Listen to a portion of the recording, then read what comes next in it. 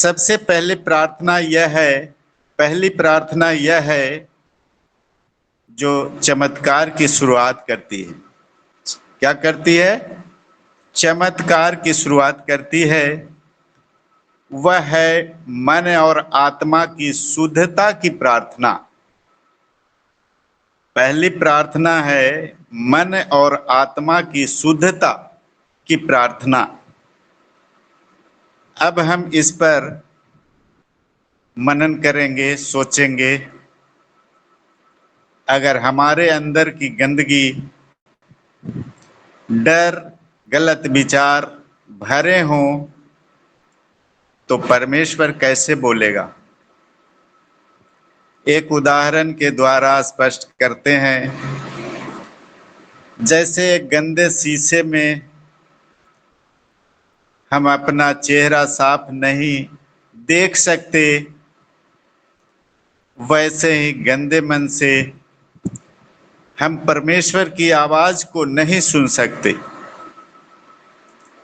तो इस पहली प्रार्थना में आपको और हमको बस यही कहना है कि प्रभु, मैं जानता हूं कि मुझसे गलतियां हुई है। मैं अब और अपने बल पर नहीं जा सकता। मुझे साफ कर दे। क्या कर दे? मुझे साफ कर दे। मुझे मेरे मन को, मेरी आत्मा को अंदर से नया बना दे। मुझे वैसा बना जैसा तू चाहता है। वहीं से परमेश्वर का काम शुरू होता है।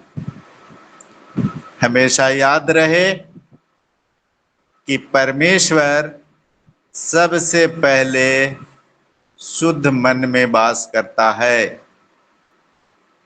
दूसरी प्रार्थना मार्गदर्शन है। कभी कभी हम सब कुछ कर रहे होते हैं, मेहनत भी करते हैं, पूजा भी करते हैं, कोशिश भी करते हैं, लेकिन फिर भी हमें लगता है कि हम एक गोल चक्कर में घूम रहे हैं। कोई भी रास्ता समझ में नहीं आता, कोई भी दिशा साफ नहीं दिखती। हम धीरे धीरे थकने लग जाते हैं, क्योंकि कोई रास्ता नहीं जो साफ हो, कोई मंजिल नहीं जो पास लगे। यहीं से दूसरी प्रार्थना शुरू होती है। हम परमेश्वर से यह नहीं कहते कि प्रभु तू बस मेरी मदद कर। हम परमेश्वर से यह नहीं कहते कि प्रभु तू बस मेरी मदद कर, बल्कि हम कहते हैं कि प्रभु तू ही मेरा मार्ग बन जा।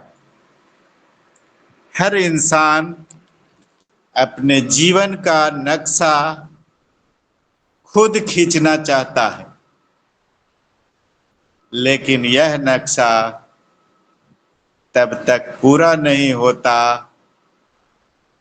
जब तक उसे परमेश्वर का हाथ छू न ले। जब तक उसे परमेश्वर का हाथ छू ना ले। इस प्रार्थना में हमें और आपको प्रभु से मांगना है, छिपाना नहीं। मैं नहीं जानता कि मुझे आगे क्या करना है, कौन सा निर्णय लेना है, कौन सा छोड़ना है, लेकिन तू जानता है। इसलिए मेरे पांव का दीपक बन जा।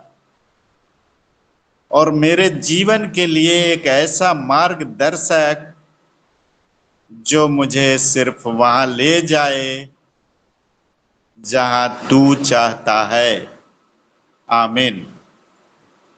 तीसरी प्रार्थना चंगाई के लिए। कुछ दर्द ऐसे होते हैं जो दवाई से नहीं ठीक होती है। कुछ जख्म ऐसे होते हैं जो शरीर पे नहीं आत्मा पर होते हैं। कई बार इंसान बोलता नहीं, लेकिन अंदर ही अंदर टूटा होता है। शरीर की बीमारी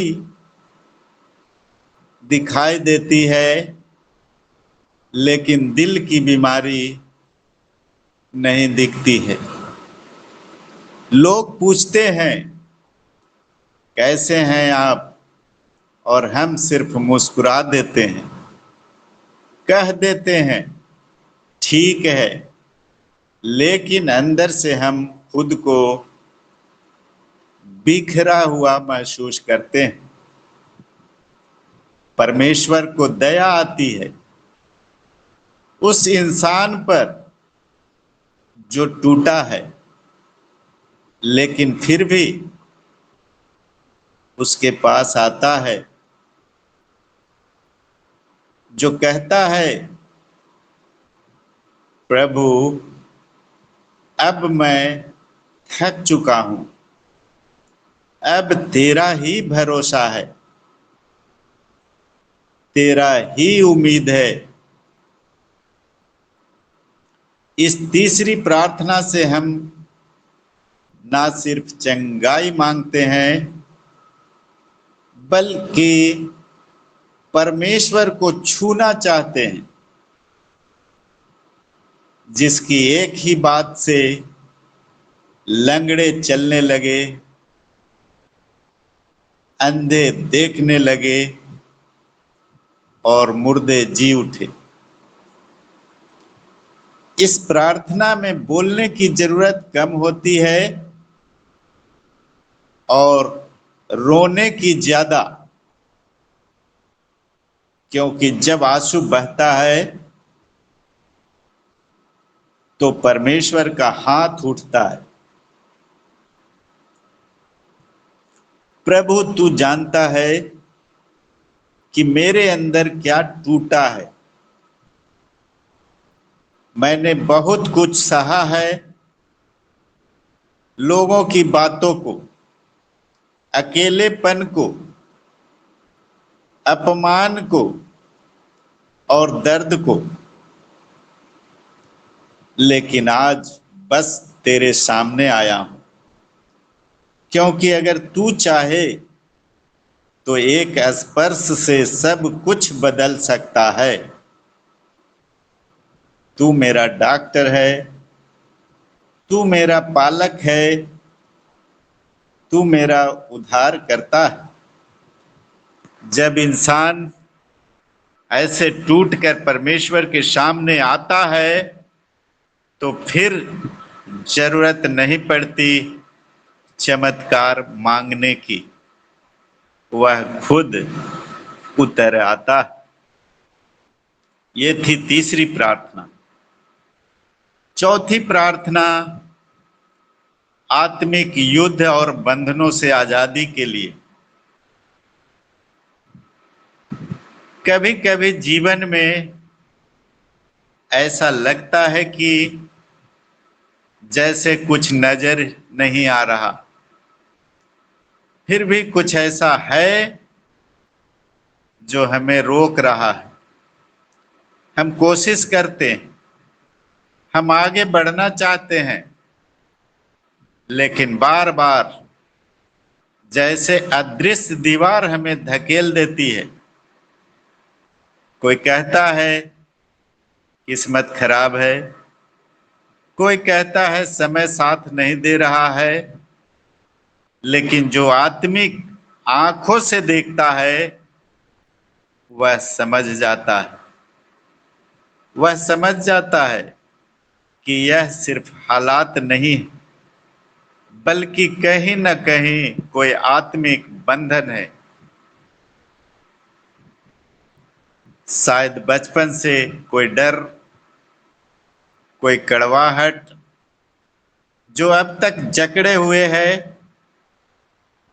कोई पाप जो गुप्त है लेकिन अब भी असर कर रहा है, या फिर शैतान की वह झूठी बातें जो हमें अंदर से बांध कर रखती है।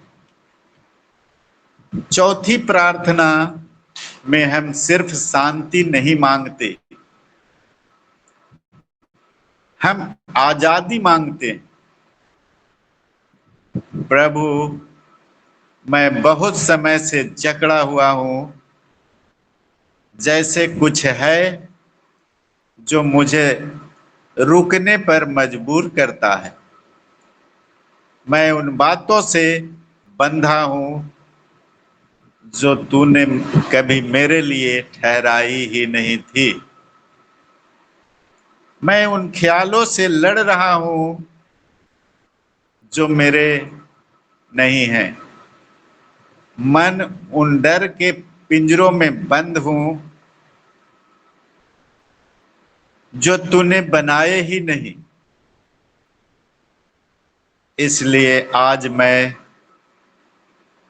तुझसे नहीं, तेरे नाम से मांगता हूं, मुझे आजाद कर दे। हर शैतानी, झूठ, हर आत्मिक बंधन, हर डर, हर कड़वाहट, सभी पुराना जख्म जो मुझे आगे बढ़ने से रोकता है, उसे यीशु के नाम से तोड़ दे। प्रभु का धन्यवाद हो। ये पांचवी प्रार्थना है परमेश्वर की उपस्थिति और परमेश्वर का सामर्थ्य। कई बार हम सभी लोग ये सोचते हैं कि बस जवाब मिल जाए, दरवाजा खुल जाए, बीमारी चली जाए, जरूरत पूरी हो जाए तो सब कुछ ठीक हो जाएगा। लेकिन असल में शांति वहां नहीं है। वास्तव में शांति वहां है जहां परमेश्वर खुद है। जब यीशु नाव में था तो आंधी आई, लेकिन नाव डूबी नहीं। जैसा कि आप सभी लोग जानते हैं, और जब यीशु हमारे जीवन की नाव में होता है तो आंधियां भले ही उठे लेकिन हम टूटते नहीं। इस पांचवी प्रार्थना में हम सिर्फ किसी चीज की मांग नहीं करते, हम खुद परमेश्वर को मांगते हैं। प्रभु, मैं तुझसे आशीष नहीं, मैं तुझे ही चाहता हूं। तेरी उपस्थिति मेरे जीवन में बस जाए। ऐसा न हो कि मैं तेरे काम को देखूं, तेरे हाथ को पकड़ूं। मैं चाहता हूं कि जब मैं अकेला रहूं तब भी मैं तेरे साथ जुड़ा रहूं। जब दुनिया मुझे भूल जाए तब भी मैं तुझे महसूस कर सकूं। हे प्रभु, मुझे बस तेरी उपस्थिति चाहिए, क्योंकि जब तू होता है तो डर भाग जाता है। जब तू होता है तो शांति अपने आप आ जाती है। मुझे इस जीवन की भीड़ में तुझसे दूर नहीं होना है। चाहता हूं। मुझे तेरे नाम की सिर्फ जानकारी नहीं, तेरी आवाज, तेरा स्पर्श, तेरी चाल पहचाननी है। तू जहां जाए मैं वहीं चलूं, तू जहां ठहरे मैं वहीं रुकूं, और जब तू बोले मैं सुनूं। क्योंकि प्रभु, अगर तू मेरे साथ है तो मुझे और कुछ नहीं चाहिए। जब कोई इंसान यह प्रार्थना करता है तो वह सिर्फ परमेश्वर का भक्त नहीं बनता, वह उसका दोस्त बन जाता है। और परमेश्वर अपने दोस्तों को अकेला कभी नहीं छोड़ता है। मैं नहीं चाहता कि मेरे जीवन का कोई भी दिन तेरे बिन बीते। मैं चाहता हूं सॉरी, हर सुबह जब आँख खुले तो मैं तुझे महसूस कर सकूं। हर रात जब थक कर लेटूं तो तेरी गोद जैसी शांति में समा सकूं। अब मैं जीवन को तेरे साथ जीना चाहता हूं। तेरी योजना मेरी योजना से बेहतर है। अपना आज, अपना कल और अपना पूरा जीवन, बस एक ही विनती है कि तू साथ रहना, बस तू साथ रहना। प्रभु के लोग कहते हैं तू स्वर्ग में है, लेकिन मैंने तुझे धरती पे महसूस किया। प्रभु, लोग कहते हैं तू स्वर्ग में है, लेकिन मैंने तुझे धरती पे महसूस किया है। कभी अपने आंसुओं में, कभी उस वक्त जब कोई उम्मीद नहीं बची थी, तब किसी ने मुझे थामा। और अब समझ आता है कि वह तू ही था। तेरी उपस्थिति है मेरे जीवन में, तेरी महिमा हो। बस जरूरत है उसे रोज रोज पुकारने की। प्रभु आपका जीवन बदल देगा, लेकिन शर्त बस एक है, यीशु को अपना बना लीजिए। यीशु को अपना बना लीजिए। धन्यवाद करते हैं, आमीन बोलते हैं। प्रभु का 5 ये प्रार्थना हमारे जीवन को पूरी तरह से बदल देगा। मैं पूरे दिल से, पूरे विश्वास के साथ कह रहा हूं। प्रभु आप सबको इन वचनों के साथ, मेरे संदेश के द्वारा प्रभु आपको बहुत बहुत आशीषित प्रदान करें। धन्यवाद करते हैं और सारा आदर सत्कार प्रभु यीशु को देते हैं। आमीन आमीन। आमीन आमीन। बहुत बहुत धन्यवाद मदन कुमार जी, बहुत श्रेष्ठ वचनों को आपने सुनाया है। साजन कोशी जी, आप प्रार्थना कीजिए। Okay. Praise the ji, Lord. praise Good the morning Lord. one to all. धन्यवाद प्रभु, धन्यवाद प्रभु।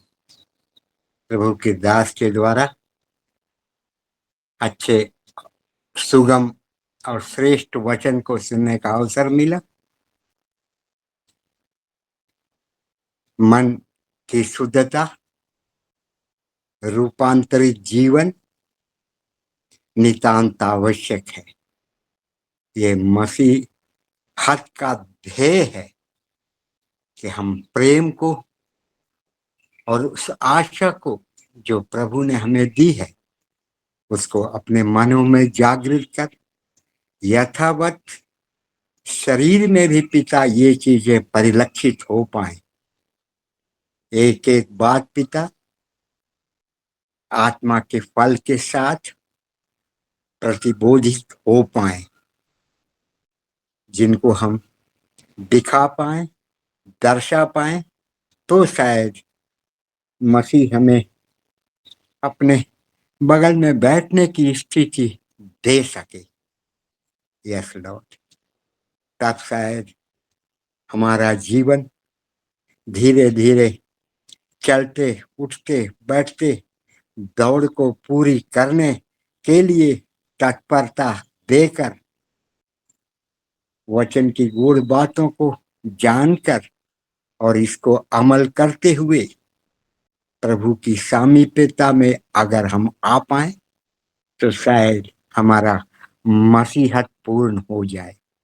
और जिस दिन ये हर एक जन ऐसा सोच पाए, ऐसा कह पाए, ऐसा जी पाए, यस, ऐसा होते होते ही जीवन की पुस्तक में नाम और उसके बाद प्रभु का आगमन, ये सब संभव है।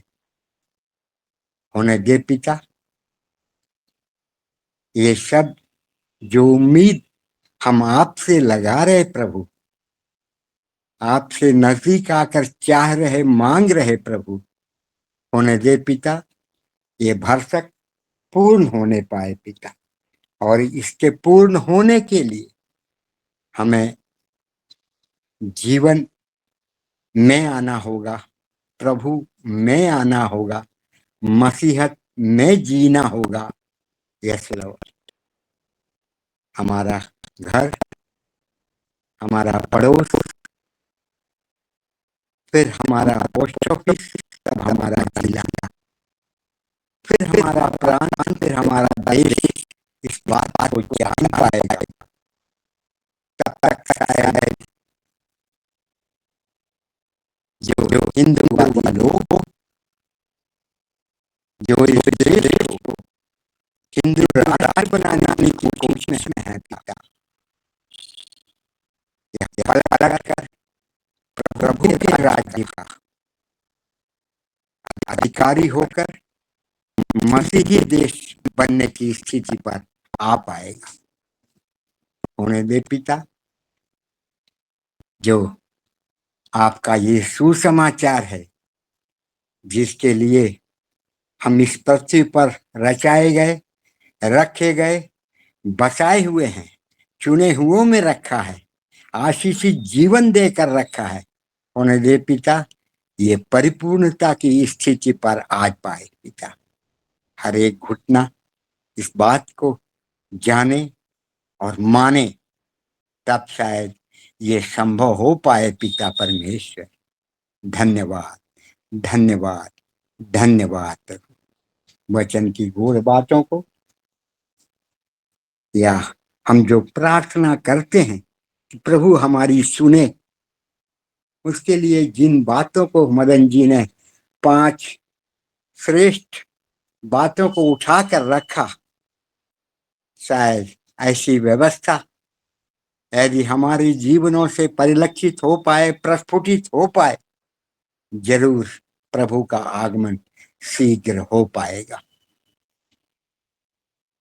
धन्यवाद प्रभु, वचन की गूढ़ बातों को जानने और समझने के लिए शुद्ध मन दीजिए प्रभु।